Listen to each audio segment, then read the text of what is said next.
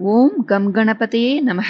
ஸ்ரீ குருபியோ நமக. அனைவருக்கும் நமஸ்காரம். இன்று சங்கடஹர சதுர்த்தி. முழு முதற் கடவுளாக விளங்கக்கூடியவர் விநாயக பெருமான். வணங்குவதற்கு எளியவர், வாழ்வில் எல்லா வளங்களையும் தரக்கூடியவர். அவரை வணங்கிவிட்டு தொடங்கும் செயல் அனைத்தும் வெற்றிதான். அவருக்கு எல்லா நாளுமே விசேஷம்தான். இருந்தாலும் சதுர்த்தி நாளில் மேற்கொள்ளப்படும் சங்கடஹர சதுர்த்தி விரதம் கணபதிக்கென்றே உருவான அருமையான பலன் தரக்கூடிய விரதம். இந்த தினத்தில் செய்யும் வழிபாடு நமக்கு வரக்கூடிய சங்கடங்களை போக்கி அவரது அருளை முழுமையாக பெற்றுத்தரும். இந்த தினத்தில் அனைவரும் அவசியம் சொல்ல வேண்டிய சங்கட சதுர்த்திக்கே உரிய ஸ்துதிகளை நாம் தெரிந்து கொள்ளலாம். நாரதர் அருளிய சங்கட நாசன கணேச ஸ்தோத்திரம் மிகவும் சக்தி வாய்ந்த ஸ்தோத்திரம். இதை 3 மாலை வேளை தொடர்ந்து யார் பாராயணம் செய்கிறார்களோ அவர்களுக்கு தடைகள் பற்றிய பயமே வேண்டாம். ஏனென்றால் இதுவே நம்மை ஆதாரமாக இருந்து காக்கிறதுன்னு சொல்லப்படுது. இதை சொல்லும் மாணவன் அறிவை பெறுகிறான். செல்வத்தை தேடுபவர் செல்வத்தை பெறுகிறார். புத்திர பேறு வேண்டுவோர் புத்திர பேறு பெறுகிறார். இறுதி மோட்சத்தை வேண்டுவோர் இக்கப்பர சுகம் பெற்று கணேச லோகத்தையும் பெறுவார்கள்.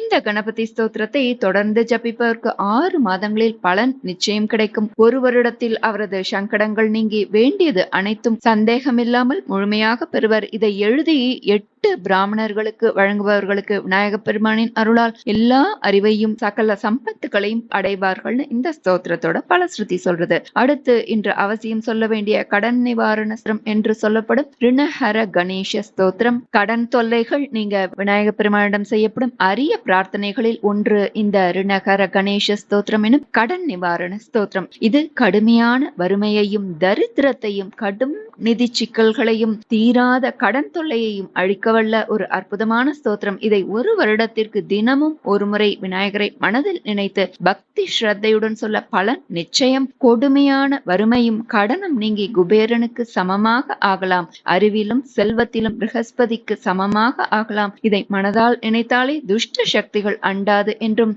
மேலே சொன்னவற்றை சொல்ல நேரமில்லாத போதும் இதை மட்டும் சொல்ல தவற வேண்டாம். ஓம் கணேஷ ரிணம் சிந்தி வரேண்யம் ஓம் நம பட்டு என்றோ அல்லது ஓம் நமோ ஹேரம்ப மதமோதித மமசங்கடம் நிவாரே நிவாரே என்றோ 21 முறை சொல்ல எப்பேற்பட்ட சங்கடங்களும் விரைவில் நீங்கும்னு இந்த ஸ்தோத்திரத்தோட பலஸ்ருதி சொல்றது. நம்ம ஸ்தோத்திரத்தை பார்க்கலாம். சங்கட நாசன கணேச ஸ்தோத்திரம்.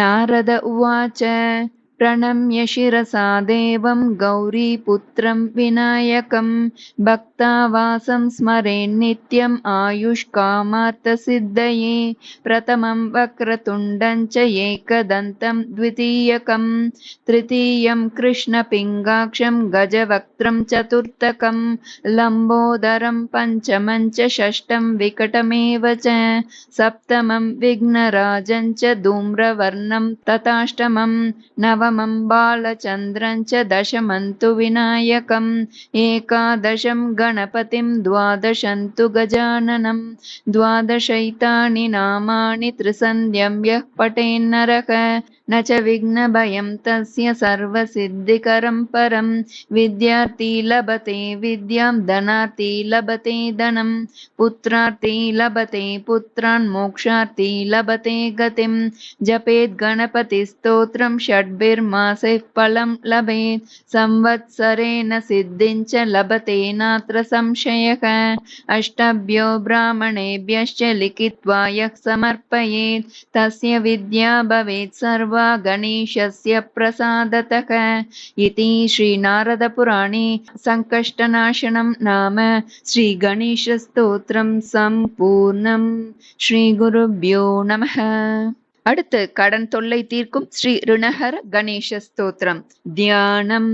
சிந்தூரவர்ணம் த்விபுஜம் கணேசம் லம்போதரம் பத்மதளே நிவிஷ்டம் பிரம்மாதிதேவைः परिसेव्यमानं सिद्धैर्युतं तं प्रणमामि देवम् सृष्ट्यादौ ब्रह्मणा सम्यक् पूजितः फलसिद्धये सदैव पार्वती पुत्रः ऋणनाशं करोतु मे त्रिपुरस्य वदात् पूर्वं शम्भुना सम्यगर्चितः सदैव पार्वती पुत्रः ऋणनाशं करोतु मे हिरण्यकशिप्वादीनां वदार्थे विष्णुनार्चितः सदैव पार्वती पुत्रः ऋणनाशं करोतु मे महिषस्य वदे देव्या गणनाथः प्रपूजितः सदैव पार्वतीपुत्रः ऋणनाशं करोतु मे तारकस्य वदात् पूर्वं कुमारेण प्रपूजितः सदैव पार्वतीपुत्रः ऋणनाशं करोतु मे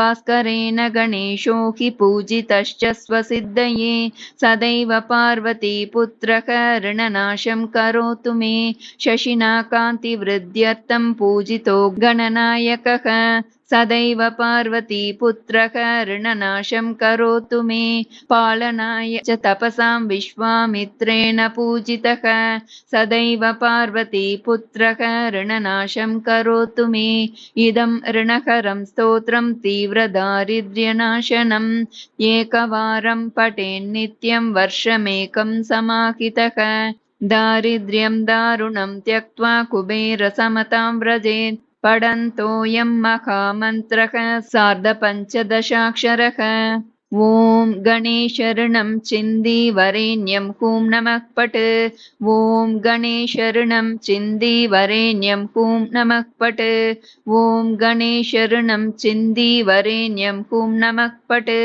इमं मन्त्रं पठेदन्ते ततश्च शुचिभावनः 21 संख्याभिः पुरश्चरणमीरितं सहस्रावर्तनात् सम्यक् षण्मासं प्रियतां व्रजेत् बृहस्पति समोज्ञाने धने धनपतिर्भवेत् अस्यैवायुतसंख्याभिः पुरश्चरणमीरितं लक्ष्यमावर्तनात् सम्यक् वाञ्छितं फलमाप्नुयात् भूतप्रेतपिशाचानां नाशनं स्मृतिमात्रतः इति श्रीकृष्णयामलतन्त्रान्तर्गतं श्रीऋणहरगणपतिस्तोत्रं सम्पूर्णं श्रीगुरुभ्यो नमः.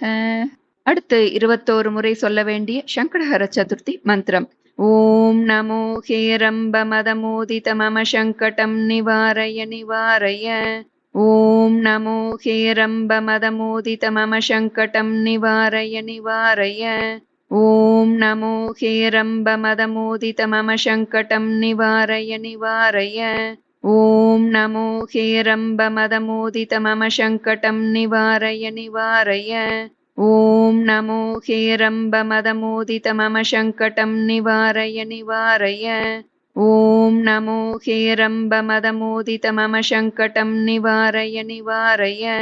ஓம் நமோ ஹேரம்ப மதமோதித மம சங்கடம் நிவாரய நிவாரய.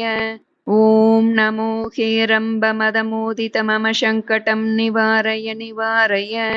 ஓம் நமோ ஹேரம்ப மதமோதித மம சங்கடம் நிவாரய நிவாரய. ஓம் நமோ ஹேரம்ப